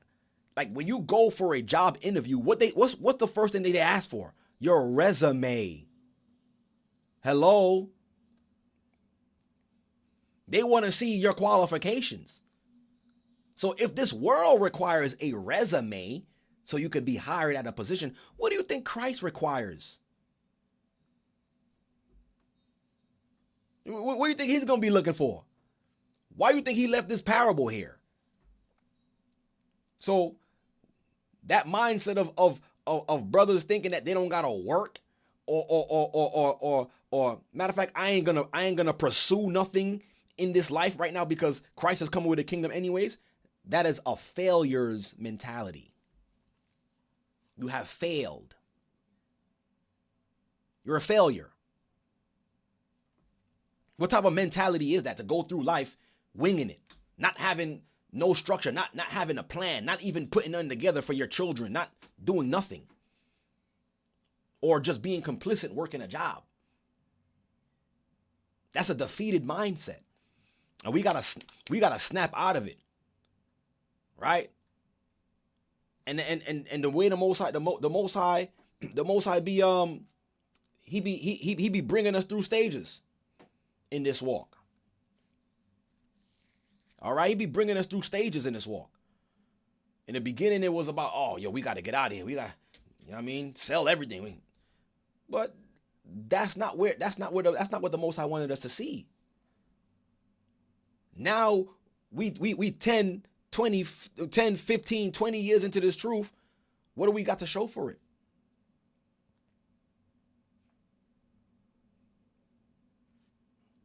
So we gotta learn.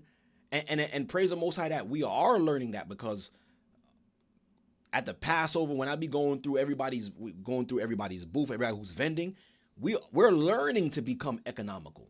We're learning to be self-sufficient. And this is what Christ is looking for. People who can build. Because like I said, they coming. And Bob and them don't be getting tired. These AIs, these robots, they're coming for positions. And if you're not working, it's gonna take from you, like according to the parable. And when Christ come, he's gonna take from you again, like, because you ain't doing nothing. So we gotta learn how to really work this thing, using a lot of the resources that's available to us.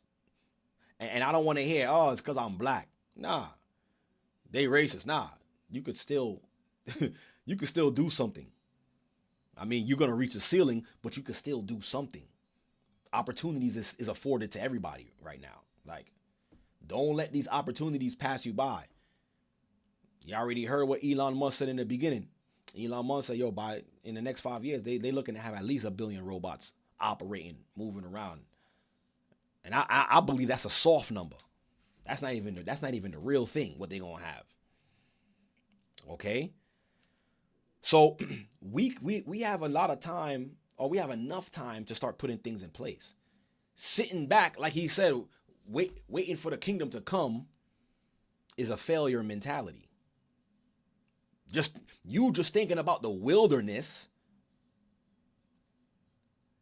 is a mindset that's like, all right, somebody who gave up already. You talk about, yeah, when we get to the wilderness, man. When we get to the wilderness, man, what you gonna do there? The same thing that you've been doing right now. You failing here, and you're gonna go in the wilderness and fail again. What are you even putting together to be able to survive in the wilderness?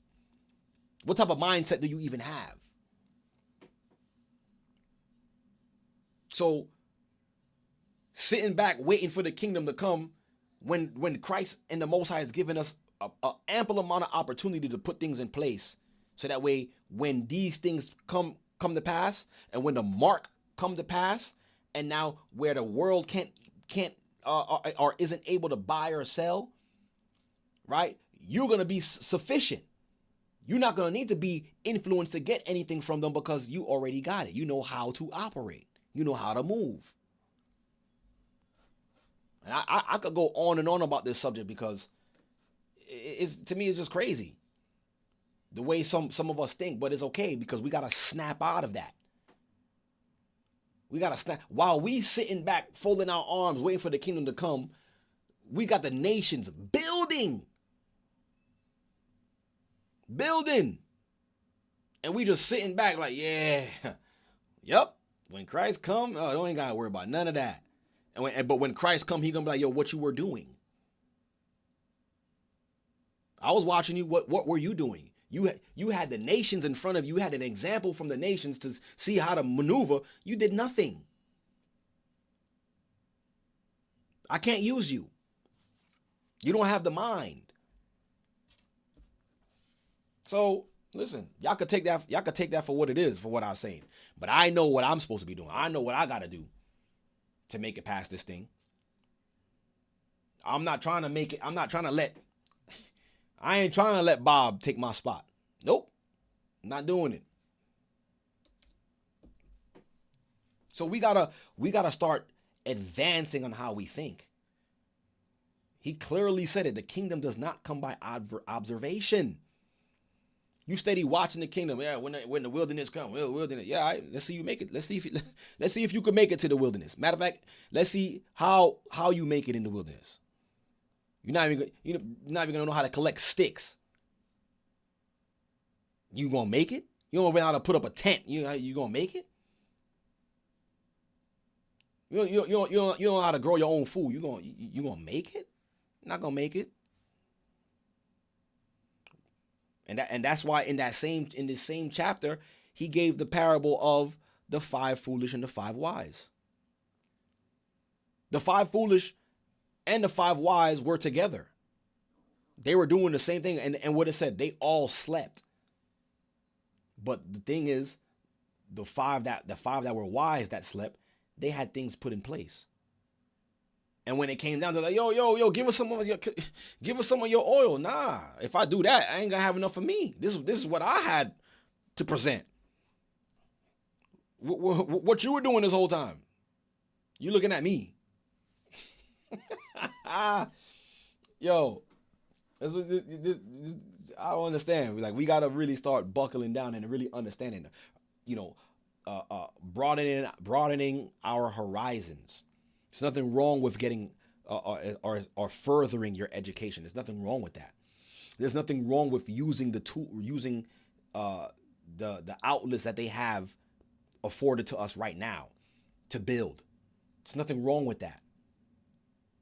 But with everything that we do must come in moderation, must come discipline. And I was having a conversation with a brother about that as well too. Everything that is everything that is given to us in this life is given to us based upon measure, based upon that person's, like the scripture said, several abilities. Where it says it here?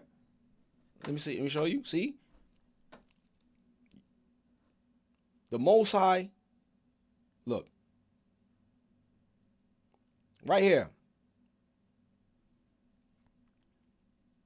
Right here, verse 15. The Most High in Christ is not going to give a novice something that's supposed to be for an expert.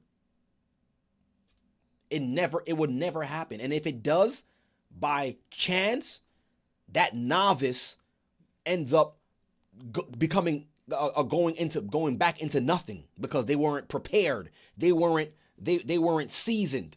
They didn't go through the steps to become an expert. That's why when you hear stories of people who win the lotto and in like 6 months, they broke. You never had nothing. You don't know what to do with that. So it says, and unto one he gave 5 talents, to another he gave 2, and to another he gave 1. To every man according to what? To his several ability.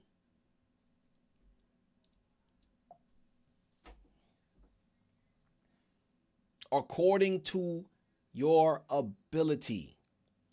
So this is how and like I said, I was talking to a brother about that, right? And it's not that we can't, because I was saying to the brother, it's not that we can't want nice things. You can want nice things, right? But what are you doing to gain nice things? You just want the Most High to just drop a bag of money on the floor and be like, yeah, thank you, Father. Yo, you see the Most High provide. And you just walk and you see a bag of money on the floor and then what? What are you gonna do with that? What did you even do to deserve that? This is why Christ said in that chapter in Matthew 6, seek what? Seek ye first the kingdom. And then what? Then all these things shall be added unto you. It's not that these things won't be added to you. It will be. But your priority is doing what? Seeking the kingdom.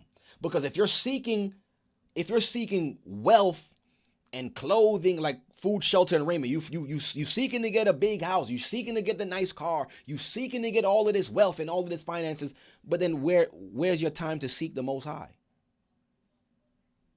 Where's the time that you're using to seek what is pleasing to him? But you seeking this. The Most High is like, nah, seek me first because I control and I own everything. And while you seeking the Most High, you're going to see that he's just going to start putting things on your path that you said you wanted years ago. But when you get it, he's going to be like, yo, I don't really, when it comes like, yo, I don't really need it like I thought I did. Because it don't have any value anymore. Because what has more value? The kingdom. The kingdom have more value than anything anything in this world that we're chasing. And then it's going to come to a time where the things that you were chasing in this world is going to be presented right before you. But you're going to be like, yo, I don't even need this. Like, because I know it's nothing. It don't mean, there's no value to it. We have that example with Solomon. The Most High asked Solomon, yo, ask what you want. Solomon said, yo, I just want the wisdom to be able to lead your people. And the Most High said, you know what? Because you didn't ask for anything else. And he said, yo, the Most High was acting, was on some, I'll be a genie right now. Anything you want, I'll give it to you. And the Most High said to him, Most High said, you know what? Because you didn't ask for anything else, or you just asked for wisdom, I'm going to give you the wisdom. I'm going to give you more wisdom than you can handle. And on top of that, I'll give you everything else because I could do that. I could just give it to you. It don't mean nothing to you. I'll give it to you. But what was Solomon after? The wisdom of the Most High, knowledge of the Most High. That's what we need to be chasing. Because with that wisdom of the Most High comes everything else that we need to get past Bob and them. That's what y'all have to understand. This reality that they're giving us is not even real. It's fake.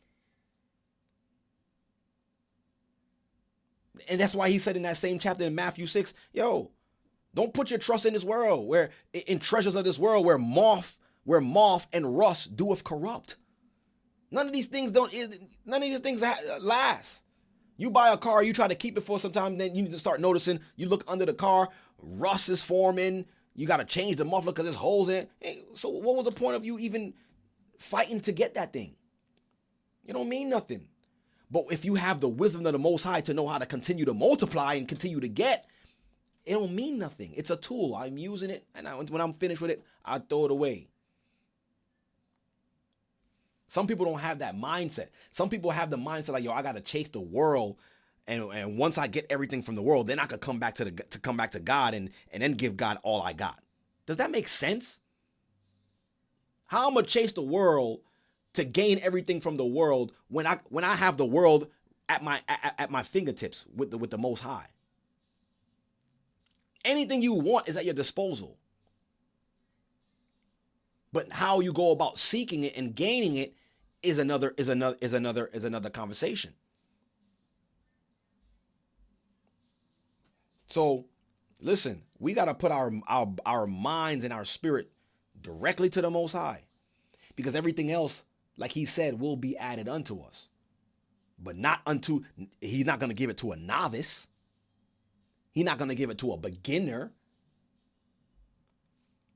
They looking to promote us in positions of rulership. That's how it works.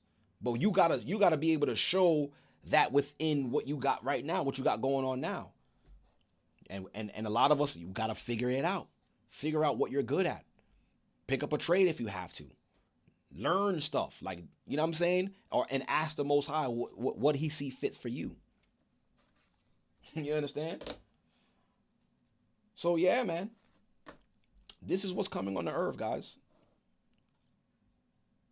Right? This is what's happening. We gotta be, like I said, we gotta learn how to adapt to this changing world. But don't let this world change you.